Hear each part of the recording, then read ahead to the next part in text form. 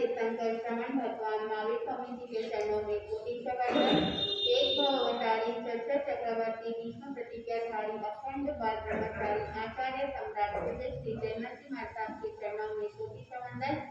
उन्हीं के 11 पटिधर संग सुमेरु सरल मना प्रशांत चेता आचार्य सम्राट विष्णुचंद्र जी महाराज जय कक्षाधिपति व्याख्यान वाचस्पति वचन सिद्ध साधक उग्र बिहारी आशु कवि 12 पटिधर आचार्य प्रवश्री बाकी चंद्र जी महाराज साहब और तपस्वी उपाध्याय श्री गुरुमन चंद्र जी महाराज साहब एसएस जैन सम्मी मार्ग के प्राणकर्ता अनुप्रिय ध्यान प्रणेता प्रवचन प्रभावक मेरे जीवन उद्धारक पूज्य गुरुदेव डॉक्टर श्री पदम चंद्र जी महाराज साहब को वंदन करते हुए सभी गुरु भगवंतों को वंदन करती हूँ। स्वामी जी को विधि बोलना गुरुदेव जी की आज्ञा से आत्मबंधु अनंत ज्ञानी अनंत दर्शी तीर्थंकर प्रभु महावीर स्वामी ने 4 कथाएं बताए। क्रोध, मान, माया और लोभ। सभी पापों का मूल लोभ बताया। जैसे इंसान के जैसे जैसे लाभ बढ़ता जाता है वैसे वैसे लोभ भी बढ़ता जाता है। संसार के अंदर 4 खड्डे कभी भरते नहीं है। एक है सागर, दूसरा है संसार, तीसरा पेट और एक छोटा तृष्णा। ज्ञानीजन कहते हैं कि लोभ को कम करना है तो भीतर से संतुष्टि लानी हो। जब साधक के भीतर संतुष्टि आ जाती है कि जितना मैंने कमाया है उसमें मैं तृप्त हूँ, मेरे लिए काफी है, तो वहाँ लोभ की अभिवृद्धि नहीं होगी। वरना वो जितना कमाएगा उसमें संतुष्ट नहीं रहेगा। जहाँ पे वस्तु, जहाँ पे धन की प्राप्ति होती है उसमें वो सुख ढूंढ लेगा। लेकिन जो लोभी व्यक्ति होगा उसको जितना ज्यादा मिलेगा फिर भी उसमें अतृप्त रहेगा।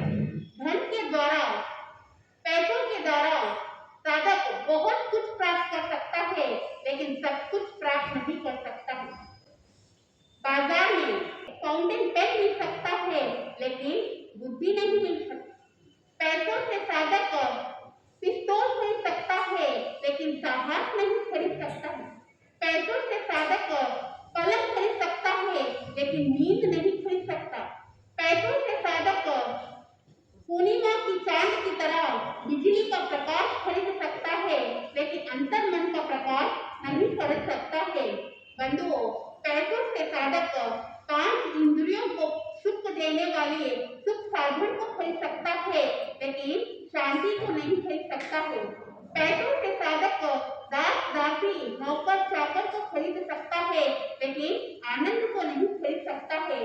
पैसों से साधक होटल में रोटियां खरीद सकता है लेकिन भूख और प्यास नहीं खरीद सकता है। पैसों से साधक मान सम्मान खरीद सकता है लेकिन मानवता नहीं खरीद सकता है। बंधुओं, पैसों से साधक वासना को बढ़ा सकता है लेकिन वहाँ तृप्ति नहीं ला सकता है। शरीर के द्वारा, शरीर के माध्यम से वहाँ पे श्रम करेगा पैसे अर्जित करने के लिए, लेकिन पैसों से साधक अंतर चेतना को नहीं खरीद सकता है, आत्मा को नहीं खरीद सकता है। बंधुओं, पैसे हर व्यक्ति के लिए जरूरत है। संसार के अंदर रहते हो, घर गृहस्थ के अंदर रहते हो तो पैसे तो चाहिए, लेकिन वहां पे जब ज्यादा पैसे आ जाते हैं उस समय क्या करना चाहिए? अगर लगता है कि बहुत ज्यादा हो गया तो वहां पर दान की प्रवृत्ति बढ़ा लो, और अगर लगता है कि बहुत कम है तो वहां पे परिश्रम करो। किसके लिए? वहां पर संसार के अंदर घर गृहस्थी को चलाने के लिए। बंधुओं, लोभ एक ऐसी चीज है जो हर एक व्यक्ति के अंदर वहां लाभ बढ़ता है तो लोभ की अभिवृद्धि भी ज्यादा होती रहती है। उसको जितना भी मिलेगा वो वहां खुश नहीं रहेगा। वो यही चाहता है कि मुझे अधिक से अधिक धन की प्राप्ति हो, और उस धन को कमाने के लिए वहां दिन की रोटी भी भूल जाएगा और रात की नींद भी भूल जाएगा। बंधुओं, 3 के कारण से लड़ाई होती है। एक नोट के कारण से, एक वोट के कारण से और एक खोट के कारण से।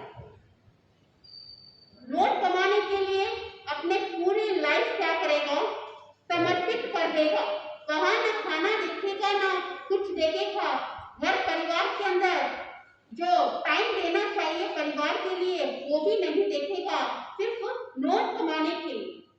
लेकिन बंधुओं, जब शरीर साथ नहीं देगा, वक्त रहने पर अगर ध्यान नहीं रखते हैं और समय समय पर धर्म आराधना नहीं करते हैं, केवल पैसे पैसे पैसे के पीछे भागते रहोगे, तो वक्त पर एक शरीर भी साथ नहीं देगा, तो वो सारे पैसे कहाँ जाएंगे?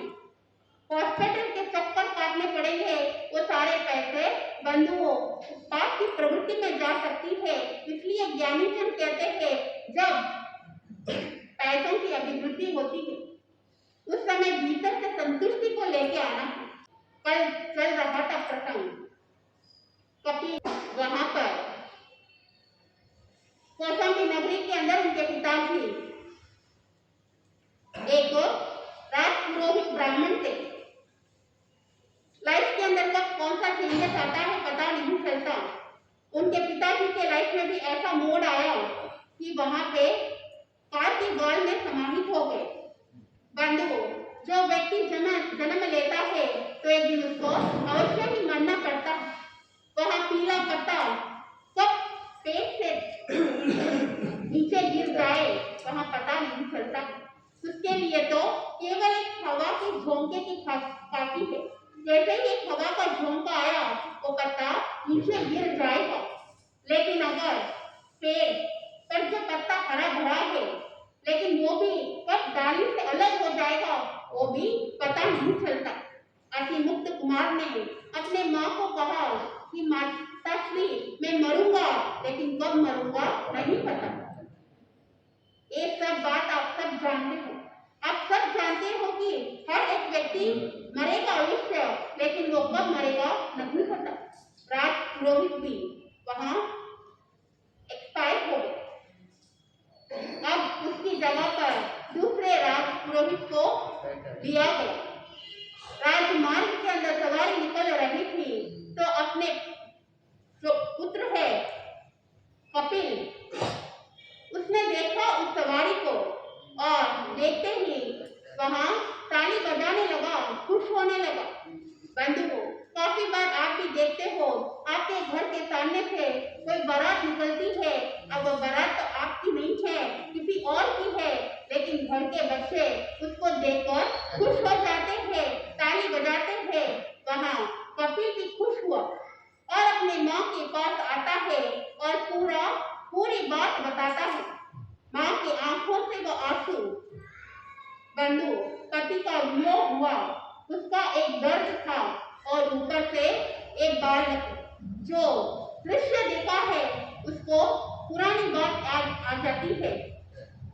बच्चे ने पूछा तो माँ ने नहीं बताया, आखिर में बताना पड़ा और वहां कहती है कि तुम्हारी पिताजी की भी इस तरह से सवारी निकाली। वहां बालक के मन में एक संकल्प ले लेता है कि मैं आगे जाकर इस पद को प्राप्त करूंगा और मैं खूब अध्ययन करूंगा, खूब पढ़ाई करूंगा। बंधुओं, व्यक्ति अगर जीवन के अंदर कुछ कार्य करने से पहले ही अगर लक्ष्य को निर्धारित कर लेता है कि आगे जाकर मुझे अमुक स्थान को प्राप्त करना है, तो वह क्या उसका लक्ष्य निर्धारित होते ही वहां पर उसके अनुसार ही वह अध्ययन प्रारंभ करता है। लेकिन आजकल के बच्चों को आप पूछोगे कि आगे जाकर आप क्या करना चाहते हो, तो वहां पे क्या कहेगा नहीं पता। वह 8th स्टैंडर्ड 9th स्टैंडर्ड तक भी आ जाएगा, फिर भी उसको अपना लक्ष्य पता नहीं रहता है। कुछ बच्चे ऐसे होते हैं जो अपना कोई लक्ष्य नहीं होता, वैसे भी करना तो क्या करना, मेरे पिताजी का धंधा है उसी को ही तो आगे बढ़ाना है। कुछ लक्ष्य निर्धारित नहीं होता है, आगे जाकर अच्छी खासी पढ़ाई भी कर लेगा, फिर भी अपने पिताजी के धंधे पर आगे बढ़ा देता है। बंधुओं, खुद के ही कोई इच्छा होती है, खुद की कोई कामना होती है। कुछ बच्चे ऐसे भी होते हैं, क्या करना है, मेरा फ्रेंड अगर सीए करेगा तो मैं भी सीए करूंगा। बंधुओं, सबकी अलग अलग चॉइस होती है। वहां कपिल बालक ने भी सोचा कि मैं भी अध्ययन करूंगा और पिताजी का जो पद था वो पद मैं प्राप्त करूंगा। माता ने कहा, यहाँ पर तुझे पढ़ाने वाले तो कोई मिलेंगे नहीं, क्योंकि यहाँ पर तो ईर्ष्यावृत्ति बहुत ज्यादा है। कोई नहीं चाहेगा कि तुम उस पद को प्राप्त करो। एक काम करो, पिताजी के प्रिय मित्र जो श्रावस्ती नगरी में रहते हैं, तुम वहां जाओ और उनके पास अध्ययन करो।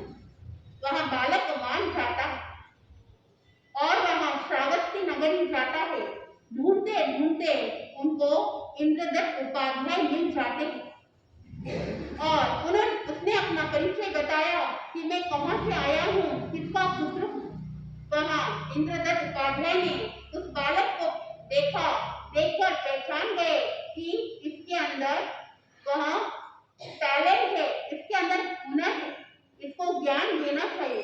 दूसरी बात यह है कि ये मेरे प्रिय मित्र का पुत्र है। वहां पर सोचा कि इसको बूढ़ाहट का ज्ञान उसको देना है। अध्ययन काल प्रारंभ कर दिया। रहने के लिए स्थान मिल गया, सब कुछ मिल गया और वहां पे अध्ययन काल प्रारंभ हो गया। पढ़ाई करते करते सभी शिष्यों के अंदर सबसे आगे कपिल ब्राह्मण का नंबर आता था। पढ़ाई बहुत मन लगा के करता और इंद्रदत्त उपाध्याय भी बहुत खुश थे इसके पढ़ाई से। लेकिन धीरे धीरे अब पढ़ाई की कैटेगरी और आगे बढ़ जाती है।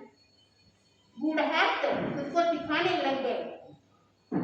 अब वहां उपाध्याय ने देखा कि कपिल पहले जैसे पढ़ता था, अब उसके पढ़ाई के अंदर वो नहीं रहा। जो उत्साह होनी चाहिए वो उत्साह नहीं रही, वो घटने लग गई। उसको पूछा क्या बात है, तब वहां कहता है कि पहले पढ़ाई सरल थी, समय तो उतना ही मिलता था, लेकिन पढ़ाई सरल थी तो वहां पर हो जाती, पूरा काम भी कर लेता था। लेकिन अभी पढ़ाई के अंदर श्रेणी बढ़ गई, अब बहुत ज्यादा पढ़ाई हो गई है, इसके लिए समय निकालना बहुत मुश्किल हो रहा है। बर्तन धोना, झाड़ू पोछा करना, सामग्री लेके आना, भोजन बनाना, भोजन पकाना, इन सब के लिए मेरा समय चला जाता है, इसलिए अध्ययन पूरा हो नहीं पा रहा। इंद्रदत्त उपाध्याय ने नगर श्रेष्ठी को बुलाया और कहा कि ये बालक बहुत ही हुनर है, बुद्धिमान है, इसके अंदर लगन है पढ़ने का, बहुत होशियार है, लेकिन इसके थोड़े प्रॉब्लम्स आ रहे हैं। क्या तुम इसके ऊपर जो भी खर्च होता है थोड़ा आप देखभाल कर सकते हैं? मैं देख लूंगा। तो धीरे धीरे जो भी सामग्री है दुकान से वह आ जाती थी। तो वहां पे जैसे जैसे चलता है, लेकिन पुनः पढ़ाई के अंदर मंदता आ गई। तो इंद्रदत्त उपाध्याय ने पूछ लिया क्या बात है, अब तो वो भी फैसिलिटी तुमको जो चाहिए था वो हो गई, तो अब कहाँ कमी आ रही है? तब वहां कहता है कि पढ़ाई और ज्यादा बढ़ गई है, तो काम तो वैसे के वैसे चल रहा है, एक ही व्यवस्था मिली, बाकी व्यवस्था तो खुद को ही करनी पड़ रही है। तो वहां पर इंद्रदत्त ने सोचा कि एक दासी को रख देते हैं, ताकि वो बर्तन घस लेगी, झाड़ू पोछा कर लेगी, घर का सारा कार्य कर लेगी, ताकि कपिल को पढ़ने के लिए आसान हो जाए। वहां दासी को भी रख दिया और कपिल ब्राह्मण पढ़ाई के अंदर इंप्रूवमेंट उसकी हो गई थी, लेकिन पुनः धीरे धीरे वह पढ़ाई के अंदर मंदता आ गई। बंधुओं, एक घर के अंदर कपिल ब्राह्मण और वहां दासी, आग के सामने तथा हुआ घी कब तक टिक सकता है? बंधुओं, आग के सामने तथा हुआ घी टिक नहीं सकता है, वहां तो कभी भी पिघल सकता है। तो उन दोनों के बीच में प्रेम वृत्ति बढ़ने लग गई, वासना वृत्ति बढ़ने लगी। ये बात इंद्रदत्त उपाध्याय को पता चल जाती है और इंद्रदत्त ने भी बातचीत की कपिल से और वहां पता लगाया तो पता चला कि बात सच है। उनके मन में जो प्रसन्नता की भावना पहले थी किसको पढ़ाना, लेकिन अब वो नहीं रही। और कपिल भी जो कार्य नहीं करना चाहिए था वह कार्य कर लिया, तो उसको राशन पानी खर्चा जो भी होता वो व्यवस्था भी बंद करा दी और उसको निकाल दिया। अब वहां पर कपिल और दासी कपिला, बाद में पता चला कि वो गर्भवती भी हो गई। पहले तो एक था, कैसे भी काम चला लेता था, लेकिन अब एक की जगह 3 हो गए। अब देखा कि अब क्या करना, कहाँ से लेके आना राशन। पहले तो सुविधा थी, अभी वो भी बंद हो गई। अब चिंतन में पड़ गए।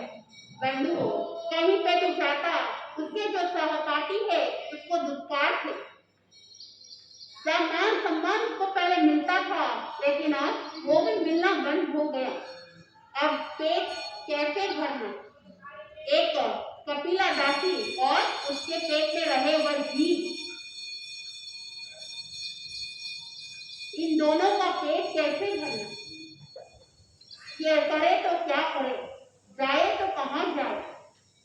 कपिला दासी ने कहा कि इस नगर के अंदर जो राजा है वह बहुत ही गुणवंत है, बहुत बुद्धिमान है, बहुत बड़ा पंडित है। एक राजा को सुबह होते ही सबसे पहले अगर कोई जाकर शुभ आशीर्वाद के रूप में प्रशस्ति सुनाता है तो उनको 2 मासा सोना दिया जाता है।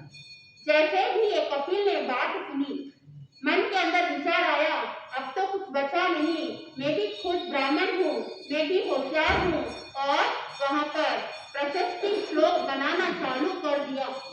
जैसे ही रात हुई अपनी शैया पर जाके सोता है, और उस दिन पूर्णिमा की शरद चांदनी थी। बंधुओं वहां पर कब सुबह होगी और सबसे पहले कब मैं जाऊंगा, और वहां पर अर्धरात्रि हुई, नींद खुल गई। नींद खुलने के बाद देखा कि ये तो प्रातःकाल हो गए। ऐसा लगा उसको कि सुबह हो गई है, मेरे पहले कोई और चले नहीं जाए। तो वो क्या करता है, शैया से उठकर वो वहां पर भागता है। बंधु सिपाही ने देखा कि यहाँ कौन भाग रहा है। इस समय कई अपराधी तो भाग नहीं रहा है, उस संदेह से उसको पकड़ लेते हैं और उसको बंदी बना देते हैं।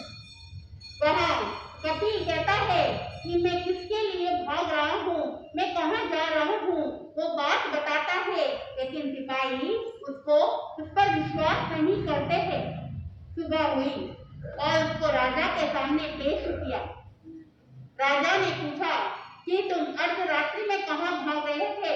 तब कपिल भी पूरी बात बताता, किस तरह से मेरे पिता की मौत होने के बाद क्या घटना घटी और मैं अध्ययन करने के लिए यहाँ पर आया हूँ, उसके बाद क्या क्या हुआ मेरे साथ, वो जो भी बात होता है सच सच बता देता है। राजा प्रसन्न हो जाता है कि इसने सच बताया, और राजा ने कहा कि तुम्हें जो चाहिए तुम मांग लो। पहले वहां कपिल किसके लिए आया, 2 मास सोने के लिए आया था, लेकिन राजा ने कह दिया जो मांगना है मांग लो। अब वहां सोचने लगता है 2 मास से क्या होगा, 3 जीव है, एक मैं, मेरी पत्नी और होने वाला बच्चा, तो इससे तो कुछ होने वाला नहीं है। तो मैं क्या करता हूँ, 100 स्वर्ण मुद्रा मांग लेता। फिर सोचा जिंदगी बहुत लंबी है, 100 स्वर्ण मुद्रा से क्या हो, 1000 स्वर्ण मुद्रा मांग लेता हूँ। बंधु वहां सोच में पड़ गया। राजा ने देखा और राजा ने कहा एक काम करो, तुम्हें 1-2 घंटे की मोहलत देता हूँ, तो रात उद्यान में जाकर वहां पेड़ के नीचे बैठकर सोचना, फिर मेरे पास आ जाना। बंधु वहां कपिल जाता है उस उद्यान में और वहां पेड़ के नीचे बैठकर सोचता है कि क्या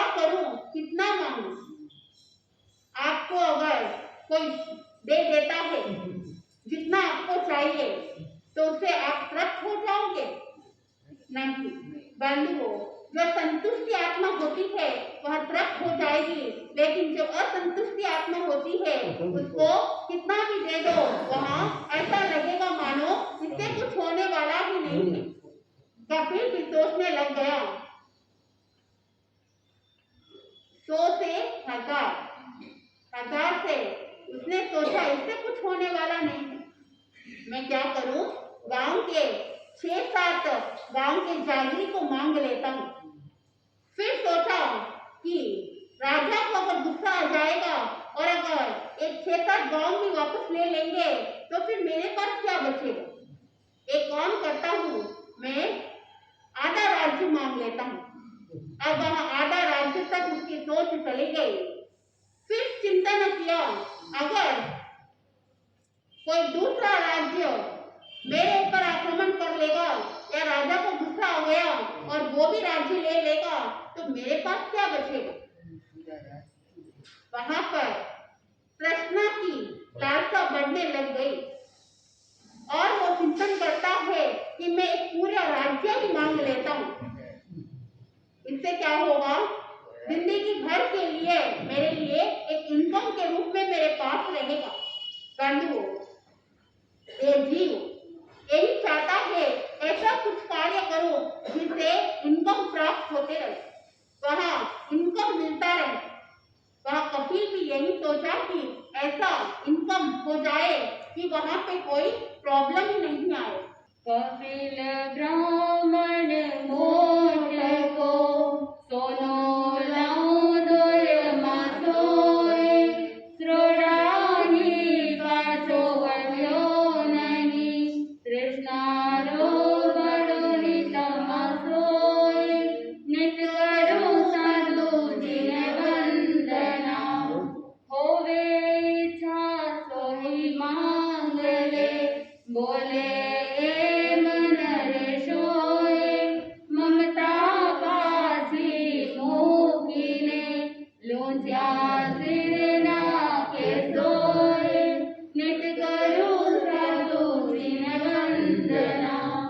बंधु, अब उसके पास 100 से 1000 से 6-7 गांव, वहां से आधा राज्य, वहां से वापस पूरे राज्य की भावना आ जाती।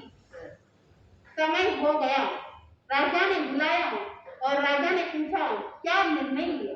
उस समय कपिल ने कहा, बंधुओं, उससे पहले कपिल जब चिंतन कर रहे थे कि कितना मांगू राजा से, तो वहां पे चिंतन बढ़ते बढ़ते उन्होंने जाति स्मरण ज्ञान को प्राप्त कर लिया था और उन्होंने देखा कि मैंने पूर्व में संयम अंगीकार किया था, केवल ज्ञान केवल दर्शन की मेरी प्राप्ति मेरे मन में इच्छा थी, लेकिन यहाँ पे मैं कुछ स्वर्ण मुद्रा के लिए इतना लोभ मेरे अंदर बढ़ गया। वहाँ कपिल कहता है जो मुझे चाहिए वो मुझे मिल गया है, अब मुझे किसी चीज की जरूरत नहीं है। बंधुओं, उसने वहाँ लोभ में ताला लगा दिया। वहाँ मन के अंदर जो असंतुष्टि थी लेकिन संतुष्टि आ गई और वहाँ पर संयम अंगीकार के लिए आगे बढ़ जाते हैं। बंधुओं, 6 महीने तक संयम उत्कृष्ट संयम की पालना की और वहाँ पे उत्कृष्ट करनी करके उनको केवल ज्ञान और केवल दर्शन की प्राप्ति हो गई। अब वहाँ श्रावस्ती नगरी से जैसे ही विहार कर रहे थे, उनको रास्ते में 500 चोर उनको घेर लेते हैं। बंधुओं, उन्होंने देखा कि साधु संत के पास देने के लिए तो कुछ होता नहीं है, तो उन्होंने कपिल मुनि को कह दिया कि गाना गाओ। अब वहाँ कपिल मुनि ने देखा कि ये बहुत सुलभ बोधि भवी जीव है। ज्ञान के बल देखा था कि ये भी पूर्व में साथी मुनि थे, इन्होंने भी दीक्षा अंगीकार की थी। बंधुओं, जो सुलभ बोधि जीव होते हैं उनको अगर एक छोटा सा प्रसंग उपस्थित हो जाता है उससे भी उनको वैराग्य की प्राप्ति हो जाती है, ज्यादा समय नहीं लगता है। तो वहाँ कपिल मुनि ने गाना गाया और उस जैसे जैसे कड़ी गाते गए वहाँ पर कुछ चोरों को प्रतिबोध हो गया, वहाँ पर वैराग्य की भावना आ गई। तो इस तरह से भजन कंप्लीट किया तो 500 चोरों को वैराग्य की भावना आई और उनके पास दीक्षित हो जाते हैं। बंधु, इस तरह से जो चारित्र आत्माएं होते हैं, बड़ी साधु वंदना के अंदर ऐसे ऐसे महापुरुष का वर्णन किया है। कपिल मुनि के मन में भी लोभ आया था और वहां पे लोभ का अंत हो गया। ऐसे कपिल मुनि को हम सब भाव वंदन करते हैं। बंधुओं, जो भी चारित्र आत्माएं ऐसे अपने आत्मा का कल्याण कर लिया है, उनको भाव पूर्वक वंदन नमन करने से हमारे भीतर भी वैसे गुणों का प्रकटीकरण होता है। तो आप भी अपने जीवन के अंदर ज्यादा से ज्यादा बड़ी साधु वंदना का पठन पाठन करोगे तो आपका आत्मा भी कल्याण होगा। इसी के साथ मैं अपने शब्दों को यहीं पे विराम देती हूँ।